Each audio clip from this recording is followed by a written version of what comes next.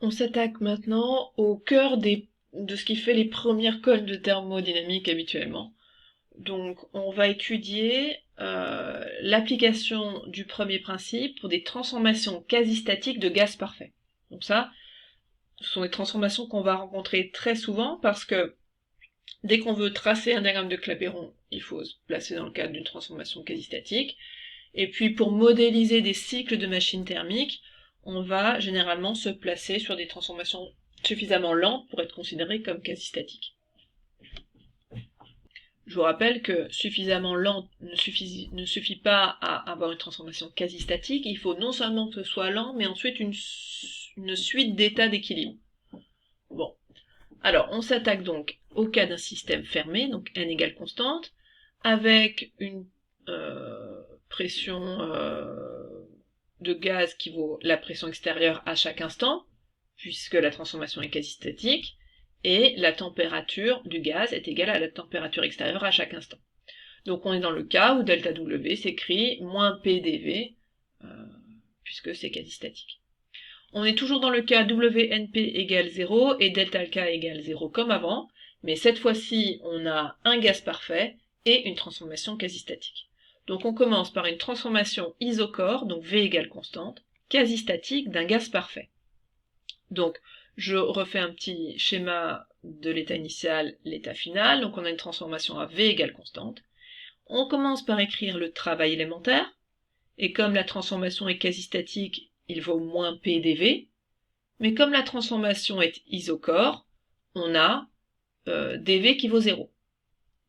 On en déduit que le travail sur toute la transformation isochore quasi-statique vaut 0 aussi. Delta U, c'est le delta U d'un gaz parfait, donc delta U est toujours extrêmement facile à calculer. Delta U vaut NR sur gamma moins 1 delta T pour un gaz parfait pour n'importe quel type de transformation. Et d'ailleurs, pour les transformations quasi-statiques comme non quasi-statiques. À partir du moment où on a une température initiale et une température finale qui sont définies, on a delta U qui vaut NR sur gamma moins 1 delta T tout le temps. On en déduit la valeur de Q grâce au premier principe. Donc, le Q s'écrit delta U moins W. On a su calculer delta U, on a su calculer W. Donc ici, delta U vaut NR sur gamma moins 1 delta T, W vaut 0. On a donc Q qui vaut NR sur gamma moins 1 delta T. Je rappelle que dans le cas d'une transformation quasi-statique, on peut tracer l'évolution du système dans le diagramme de Clapeyron. Donc ici, on obtient une évolution qui est une droite verticale. On n'oublie pas d'aller indiquer la flèche qui correspond au sens de la transformation. Donc ici, j'ai pris P1 plus petit que P2 au hasard. Et donc, on a une transformation verticale vers le haut. Je vais passer à une transformation isobare quasi-statique d'un gaz parfait, mais je répète, c'est toutes ces transformations quasi-statiques de gaz parfait, vous devez être extrêmement rapide sur les calculs, parce que ça va être la brique de base de nos futurs TD. Donc ici, on passe d'un premier état 1 avec V1, T1, P1, à un état 2, V2, T2, P2, mais P2 vaut P1, puisque la transformation non seulement se fait à P1, P initial égale P final, mais en fait P égale constante tout au long de la transformation. On commence toujours par delta W. On est dans le cas quasi-statique, donc delta W vaut moins PdV. Comme P est constante, delta W égale moins PdV vaut aussi moins P1 dV. Et donc W vaut moins P1 delta V, mais aussi moins P2 delta V, puisque P2 vaut P1. Donc il suffit pour calculer W de connaître le volume initial et le volume final. Delta U s'exprime toujours de la même façon, c'est un gaz parfait, donc delta U vaut NR sur gamma moins 1 delta T. Pour les valeurs numériques, il faudra les regarder si le gaz est monoatomique ou diatomique. Enfin, pour trouver Q, on applique le premier principe. Q vaut delta U moins W. Alors, soit vous utilisez les deux formules qu'on vient de trouver, soit, pour être beaucoup plus rapide, vous remarquez que, finalement, on est dans un cas de transformation isobare, et dans un cas de transformation isobare, Q vaut delta H. Puisque Q vaut delta H, il vaut directement NR gamma sur gamma moins 1 delta T. Ça veut dire en particulier que, normalement, vous êtes capable de trouver vous-même que NR sur gamma moins 1 delta T plus P1 fois delta V vaut NR gamma sur gamma moins 1 delta T. C'est un petit peu calculatoire pour rien, donc je vous invite à ne pas oublier cette petite astuce-là. Si on trace l'évolution dans le diagramme de Clapeyron, on tombe cette fois-ci sur une droite horizontale. On n'oublie pas la flèche pour indiquer le sens de la transformation. Et évidemment, on repère que W, c'est l'air sous la courbe, enfin c'est moins l'air sous la courbe, sauf que ici on va de la gauche vers la droite, donc W c'est bien maintenant l'air sous la courbe, puisqu'ici ça vaut moins P1 V2 moins V1, donc P1 fois V1 moins V2.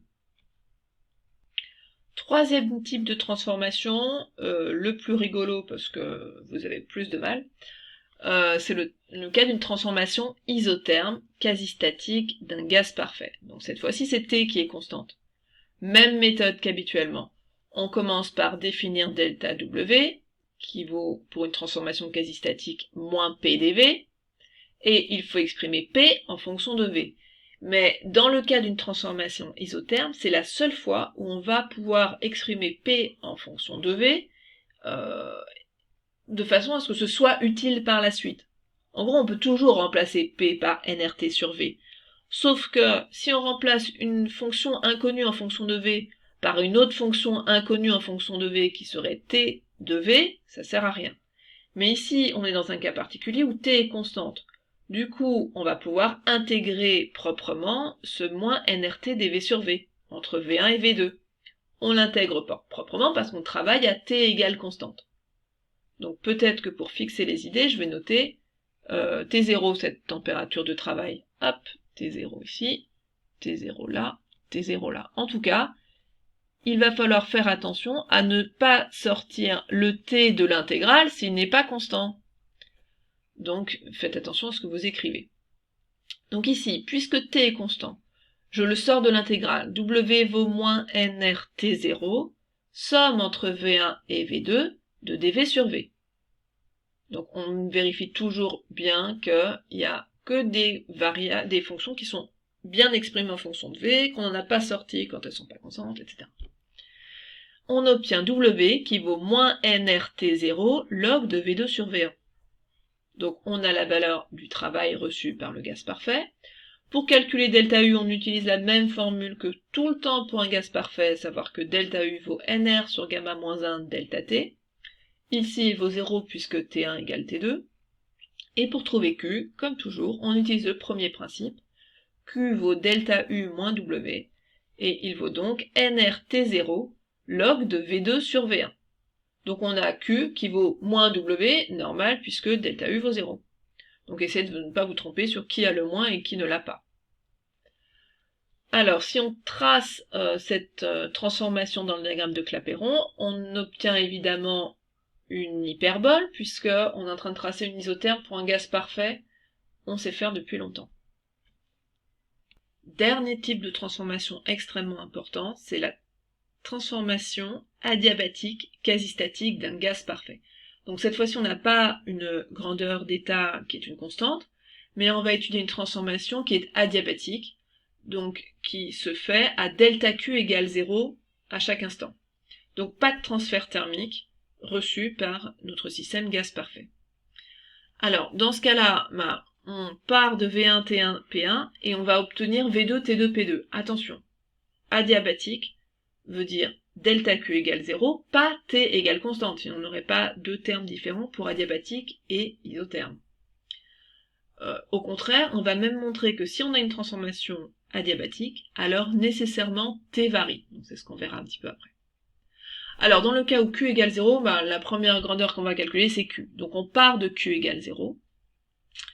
On est toujours capable d'écrire delta U qui vaut NR sur gamma moins 1 delta T, mais encore faut-il connaître T1 et T2. Et enfin, delta W, la transformation étant quasi-statique, delta W s'écrit moins P dV, mais notre problème c'est qu'on ne connaît pas P en fonction de V. Certes, P vaut nRT sur V, mais comme T dépend de V, ça n'apporte rien de bon. Donc, pour calculer W, on va utiliser le premier principe, qui s'écrit delta U moins Q. Q valant 0, W vaut delta U, et vaut donc NR sur gamma moins 1 delta T. Mais ça suffit pas du tout pour tracer P en fonction de V, parce qu'on a toujours le même problème, à savoir que on ne connaît pas la valeur de P en fonction de V. On va en fait réussir à trouver cette loi P en fonction de V pour une transformation adiabatique quasi-statique de gaz parfait avec gamma égale constante. Alors en fait on n'a pas besoin de K égale constante pour avoir ce résultat-là, on a besoin de K égale constante pour le démontrer. Alors bon, tant pis. Donc nous, notre expression est valable tout le temps, c'est juste qu'on va pas l'avoir démontré pour tous les types de transformations. Alors, on va prendre une transformation quasi-statique à delta Q égale 0. Donc P devient P plus dP, V devient V plus dV, et T devient T plus dt. Tout ça, c'est défini. P est défini, V est défini, T est défini, P plus dP, V plus dV et T plus dV sont définis. On va écrire le premier principe pour cette transformation quasi-statique à delta Q égale 0. Donc on avait dit que lorsqu'on a une transformation adiabatique, en réalité, le premier principe donne une équation. Donc c'est ce qu'on va utiliser ici. Delta Q égale 0 implique que du égale delta W. Et on est capable d'écrire du et delta W pour une transformation de ce type-là. Donc du vaut NR sur gamma moins 1 dt, delta W vaut moins PdV, et puis ça nous donne une information qu'on va dérouler. Alors on transforme un petit peu les écritures. Je vais rentrer NR dans la différentielle à gauche, et donc on a D de NRT sur gamma moins 1 égale moins PdV. NRT vaut PV, c'est la loi des gaz parfaits, donc on obtient en fait D de PV sur gamma moins 1 égale moins PdV. Autrement dit, D de PV égale 1 moins gamma PdV. Je distribue ma différentielle de PV. Donc la différentielle d'un produit, se comporte comme la dérivée d'un produit. Donc on obtient PdV plus VdP égale à droite, toujours pareil, 1 moins gamma fois PdV. On remet ensemble tous les dP, tous les dV, et on obtient VdP plus gamma PdV égale 0. Et ça, c'est exactement équivalent à D de PV puissance gamma égale 0. Je vous invite à le démontrer tel quel, sans justifier ce passage-là, qui en fait est censé être évident pour tout le monde. Comme l'expérience montre que c'est pas si évident ce passage-là, je vous le remonte dans l'autre sens, enfin dans l'autre sens pas vraiment parce que je vais utiliser des équivalents, mais je pars du bas pour arriver au-dessus. Donc je pars de D de PV puissance gamma égale 0, autrement dit PV puissance gamma égale constante. Ça c'est vrai si et seulement si le log de PV puissance gamma égale constante. Donc si et seulement si la différentielle du log de PV puissance gamma égale 0. Je sépare les différentiels des logs. Donc j'ai du D de log de P plus gamma D de log de V égale 0. Les différentiels des logs, ce sont des différentiels de la fonction sur la fonction, donc dP sur P plus gamma dV sur V égale 0. Je remultiplie partout par V et P, et j'obtiens V dP plus gamma P dV égale 0. Donc on peut passer de là à là assez facilement par des équivalences. On va retenir la loi de Laplace sous cette forme-là en faisant attention à vérifier chacune des hypothèses. Il y a énormément de pièges dans les exercices parce qu'il y a une des hypothèses qui n'est pas présente, et donc vous vous engouffrez dans la loi de Laplace qui n'est pas applicable. Donc les hypothèses sont gaz parfait à gamma égale constante. Dans le gamma égale constante, il est vraiment très très souvent présent. La transformation doit être quasi-statique et adiabatique. Donc faites attention, gaz parfait, quasi-statique, adiabatique. Et au moment d'appliquer la loi de Laplace, énoncez ces trois hypothèses, gaz parfait, quasi-statique, adiabatique. Alors si on a un gaz parfait, une transformation quasi-statique et adiabatique, alors PV puissance gamma égale constante, c'est ce qu'on vient de montrer. Ça implique également que TV puissance gamma moins 1 est une constante, ou que P puissance 1 moins gamma fois T puissance gamma égale constante seconde. Donc soit vous apprenez les trois, soit vous en apprenez une, et vous apprenez également à démontrer étoile et double étoile extrêmement rapidement. La démonstration, la voilà. si on part de PV puissance gamma égale constante, et qu'on a envie d'avoir une relation entre T et V. Alors il faut faire partir P au profit du reste. Donc je vais exprimer P en fonction du reste, donc de T sur V. P est proportionnel à T sur V. Donc je remplace là-dedans P par T sur V. Donc j'ai T sur V fois V puissance gamma qui est une constante, alors pas la même puisqu'on a lâché le TV, mais c'est pas grave, ça reste une constante. Donc T fois V puissance gamma moins 1 égale une constante. Cette relation-là, elle s'écrit soit à tout instant de la transformation, puisqu'elle est quasi-statique, soit on l'utilise souvent sous la forme TV puissance gamma moins 1 égale T initial fois V initial puissance gamma moins 1.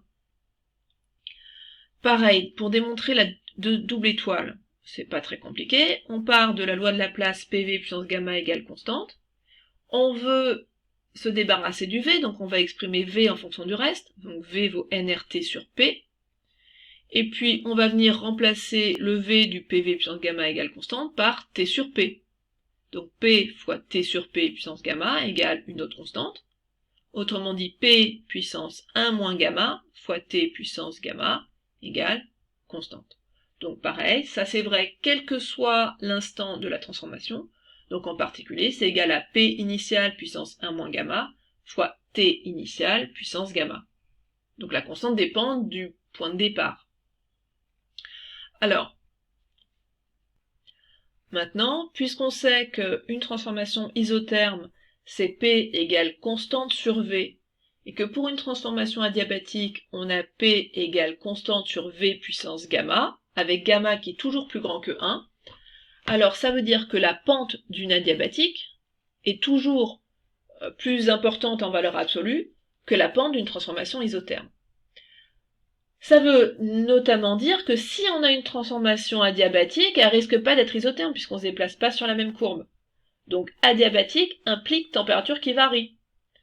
Le plus souvent, je vous inviterai à tracer l'adiabatique en fonction des isothermes traversés.